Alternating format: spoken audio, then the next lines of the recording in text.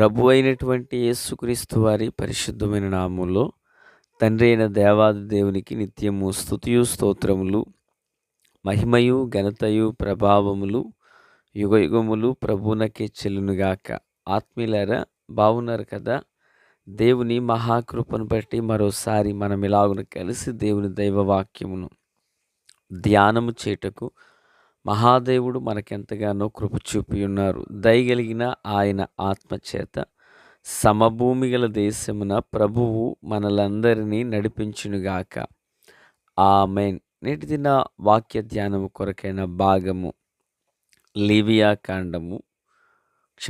సంఖ్యాకాండము 1వ అధ్యాయము 54వ వాక్యం. యెహోవా మోషేకు ఆజ్ఞాపించిన వాటన్నింటినీ తప్పకుండా ఇశ్రాయేలీలు చేసిరి. ప్రార్థన. తండ్రి దేవా, స్తోత్రములు. చదవబడిన వాక్యము మీది, వినుచున్న వారందరూ మీ వారు. మీ దాసుడనైన నన్ను పరిపూర్ణంగా మరుగు చేసి దైవస్వరమును వినిపింపచేయండి. మీ రాకడ కొరకు, మీ రాజ్యం కొరకు సిద్ధం చేయండి. సియోనులో నుండి మీ కృపా కనికర హస్తం మా అందరికీ తోడయుండునుగాక. మేలు చేత నడిపించమని, దీవించమని యేసయ్య మహోన్నతమైన నామంలోనికి ప్రార్థించిన మనవులన్నీ పొందియున్నామని నమ్ముచున్నాము మా పరమ తండ్రి. ఆమెన్. ప్రియులారా, బాగున్నారు కదా?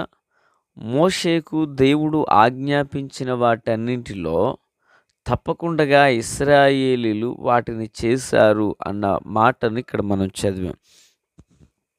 సరే, దేవుడు వారికి ఏది ఆజ్ఞాపించారు, ఏది చెప్పమన్నారు, ఏది చేయమన్నారని ఈ వచనాలకు ఇంకనూ కాస్త మనం ముందుకు వెళితే, దేవాది దేవుడు ఇశ్రాయేలీల సర్వసమాజములో చేర్చబడిన వారందరినీ కూడా ఆయన ఈ సంఖ్యాకాండములో లెక్కించమని చెప్పారు. ఏ గోత్రంలో ఎంతమంది ఉన్నారు, ఏ గోత్రంలో ఎవరెవరు ఉన్నారు అని లెక్కించమన్నారు. మొత్తం ఇశ్రాయేలీలు 12 గోత్రాలు. ఈ 12 గోత్రాలలో ఒక్కొక్క గోత్రాన్ని లెక్కించుకుంటూ వచ్చారు. ఇశ్రాయేలీ 12 గోత్రాల్లో జ్యేష్ఠుడు రూబేను గోత్రంలో 46,500 మంది అయిరి లెక్కించబడినప్పుడు. అలాగుననే షిమ్యోను గోత్రంలో ప్రియులారా ఇంచుమించుగా 59,300 మంది. ఇలాగన ప్రతి గోత్రాన్ని లెక్కించుకుంటూ వచ్చారంట. 12 గోత్రాల్లో 11 గోత్రాలను లెక్కిస్తూ వచ్చారు. అలాగను లెక్కించుకుంటూ వచ్చినప్పుడు లేవీ గోత్రం దగ్గరకు వచ్చేసరికి లేవీ గోత్రాన్ని వారు లెక్కించలేదు. లేవీ గోత్రం లెక్కల్లో చేర్చబడలేదు. ఎందుకు? లేవీలు అంటే వారిని చిన్నచూపు చూచారా? లేవీలను ఎందుకు ఇశ్రాయేలు మొత్తంలో చేర్చలేదు? చూడండి, 48వ వచనం. ఏలైనగా యెహోవా మోషేతో ఇలాగు సెలవిచ్చుండును, నీవు లేవీ గోత్రమును లెక్కింపకూడదు. లేవీ గోత్రమును ఇశ్రాయేలు మొత్తమునకు వారిని చేర్చకూడదు అన్నారు. అంటే లేవీ గోత్రం ఎక్కడికి రాలేదు? లెక్కల్లో చేర్చబడలేదు. ప్రియులారా, ఒకసారి మరి రాహేలు పితరుల సమాధుల్లోకి చేర్చబడినట్లుగానే లేవీ గోత్రకర్తల లెక్కల్లోకి చేర్చబడలేదు. రాహేలు భిన్నమైన నడవడికను చేసి పరిశుద్ధులు లేక పితరుల సమాధుల్లో చేర్చబడకే ఆమె అవకాశాన్ని కోల్పోయింది.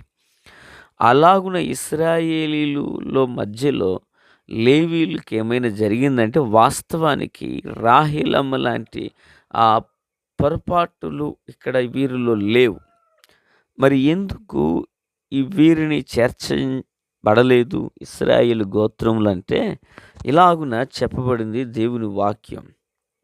రండి, లేవీలు 51వ వచనం. మందిరము సాగబోవునప్పుడు, అనగా ఒక చోట నుండి మరో చోటకి వాళ్ళు వెళుతున్నప్పుడు, ఉదాహరణకు కాదేశ్ నుండి బర్నయకు బయలుదేరారు. ఇప్పుడు గుడారం విప్పాలి. ఎవరు విప్పాలి దాన్ని? లేవీలే విప్పాలి. మరో చోట బర్నేలు దిగుతారు, మందిరాన్ని కట్టాలి. ఎవరు కట్టాలి? దాన్ని ఎవరు వేయాలంటే లేవీలే వేయాలి. అన్యుడు సమీపించకూడదు. సమీపించిన యెడల వాడు మరణశిక్ష నొందును. అంటే పిల్లారా, ఇశ్రాయేలీయులలో 11 మొత్తం 12 గోత్రాలలో మందిరాన్ని విప్పాలన్నా, మందిరాన్ని వేయాలన్నా, మందిర ఉపకరణాలు మోయాలన్నా, మందిరమును కాయాలన్నా ఎవరు చేయాలి ఈ పని? లేవీలే చేయాలి. దేవునికి స్తోత్రం కలుగును గాక. పిల్లరా, మరో వచనం చూపిస్తాను చూడండి. 52వ వచనం. ఇశ్రాయేలీయులు తమ తమ సేనల చొప్పున ప్రతివాడు తన పాళెములో తన ధ్వజమునొద్ద దిగవలెను. ఇశ్రాయేలీయుల సర్వసమాజం మీద కోపం రాకుండానట్లు లేవీలు సాక్ష్యపు గుడారపు చుట్టూ దిగవలెను. వారు సాక్ష్యపు గుడారమును కాపాడవలెను. ప్రియులారా, వింటున్నారా? ఇశ్రాయేలీయుల నడుమ దేవుని ప్రత్యక్షపు గుడారం ఉండేది. ఇశ్రాయేలీలో ఎవ్వరూ చావకుండునట్లుగాను, ఎవరి మీద దేవుని కోపము రగలకుండునట్లుగాను లేవీలు ఎక్కడుండేవారంటే, గుడారము నడిమిని వేయబడితే ఆ గుడారానికి, ప్రత్యక్ష గుడారానికి ఇశ్రాయేలీల 11 గోత్రకర్తల కుటుంబాలకు మధ్యన ఎవరుండేవారు? లేవీలు ఉండేవారు. అంటే లేవీ యొక్క పరిచర్య ఎంత గొప్పదో చూడండి ప్రియులారా. దేవుని కోపం ఇశ్రాయేలీల మీద రగలకుండగా, దేవుని కోపం ఇశ్రాయేలీల మీదకి రాకుండగా వారు అక్కడ మధ్యన నిలిచి మధ్యవర్తులై వారు గుడారంలో పరిచర్య చేయుచు ఇశ్రాయేలీల పక్షాన భారము వహిస్తూ దేవుని కోపం వారి మీదకి రాకుండగా అడ్డుపడున్నది లేవీ కుటుంబం. దేవునికి స్తోత్రం. దానినే యాజక కుటుంబము అన్నారు. ప్రియులారా, ఈనాటి కాలంలో కూడా ఒక దైవజనుని యొక్క కుటుంబము వారికి సర్వ సమాజముతో మమేకమైన జీవితాలను జీవించరాదు. ఎందుకంటే సంఘము అనబడినది లోకంలో ఉన్నది. ఈ సంఘము అనబడినటువంటి ఆత్మీయ బిడ్డల యొక్క కుటుంబాలకు క్షేమము కలుగునట్లుగా గాను, సమృద్ధి కలుగునట్లుగా గాను, దేవుని కృప వారికి తోడై యుండునట్లుగా గాను వారు దైవజనుని యొక్క కుటుంబం, ఆత్మీయ బిడ్డల కుటుంబాల కొరకై ఉదయ సాయంత్రములు మానక ప్రార్థన చేయుచు దేవుని కనికరములు, కృపాక్షేమాల కుటుంబాలకు మీదకి రావాలని ప్రార్థనలు చేయాలి. దేవునికి స్తోత్రం. లేవీలకు ప్రభు అప్పగించిన పని అదియే. లేవీలకు దేవుడు నియమించిన ఉద్దేశం అదే. లేవీలు సమాజంలో లెక్కింపబడని వారు. ఆమేన్. అలాగే ప్రస్తుత సేవా కాలంలో యాజకత్వము చేయు సేవకులు, దేవుని గుడారమందు పరిచర్య చేయువారు లోకముతో మమేకమై లోకస్తులతో ప్రియులారా సాంగత్యమందు ఉండరాదు. దేవుడు లేవీలకు ఒక పని ఇచ్చారు. ఒకటి, గుడారాన్ని కాపాడాలి. లేవీల మీదకి దేవుని కోపము రాకుండునట్లు, దేవుని కోపము రగలకుండునట్లుగాను ప్రియులారా లేవీలు సాక్ష్యపు గుడారము చుట్టూ దిగాలి. ఉదాహరణకు అబ్రహాము ఒక గొప్ప ప్రవక్త. యాజకత్వం చేయువాడుగాను కనిపిస్తాడు. ఆనాడు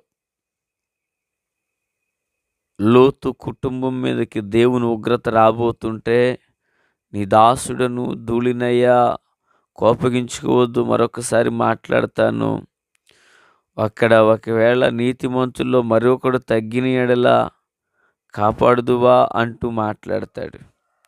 దేవుని యొక్క కోపము రాకుండగా దానికి అడ్డుపడడానికి ఇష్టపడ్డాడు. దేవుని ప్రియులారా, దైవ జనాంగమా, లేవి కుటుంబం ఎందుకు లెక్కల్లోకి రాలేదంటే, దేవుని గుడారానికి ఇశ్రాయేలుకి మధ్యన నిలిచి, గుడారాన్ని మోయడానికి, గుడారాన్ని విప్పడానికి, గుడారాన్ని వేయడానికి, గుడారంలో పరిచర్య చేయుటకు గాను వారు ప్రత్యేకించబడిన వారు. దేవునికి స్తోత్రం. దేవుడే వారి యొక్క స్వాస్థ్యమునై ఉన్నారు. కనుక నేటి దినాన నూతన నిబంధన సంఘములో ప్రతి ఒక్కరూ యాజకత్వములు చేయువారే. ఈ లోకం మీదకి ఉగ్రత రాకుండగా దేవునికి లోకానికి మధ్యన మనం నిలిచి యాజక ధర్మమును జరిగించుదుముగాక. ఆమెను. తండ్రి దేవా స్తోత్రం.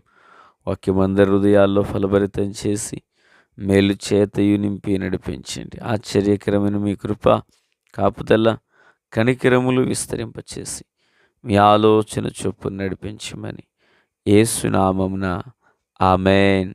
Praise the lord.